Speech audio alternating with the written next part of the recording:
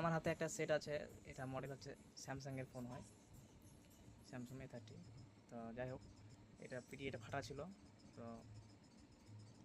আমাকে এটা চেঞ্জ করার জন্য দিয়েছিল।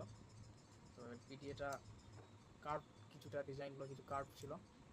এবার যেটা কাটতে যায় ব্যতিক্রম, এই জায়গাটা পোলারাইজার পেপারটা কেটে গেছে।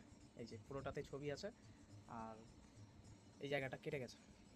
তো অসুবিধা কিছু নাই, ডিসপ্লে ঠিক আছে।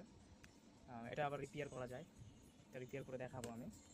আর এটার জন্য এক্সট্রা একটা এই যে পেপার হয়, তো এই পেপারটা আবার আলাদাভাবে এটাতে অ্যাটাচ করে দিলে আবার ওই জায়গাটাতে ছবি চলে আসবে। তো সামান্য একটু কাটে দিলে ভালো লাগবে না, পুরোটাই আবার নতুন করে কেটে তুলে দিতে হবে। তো কেটে কমপ্লিট করে তারপর আমি দেখাচ্ছি।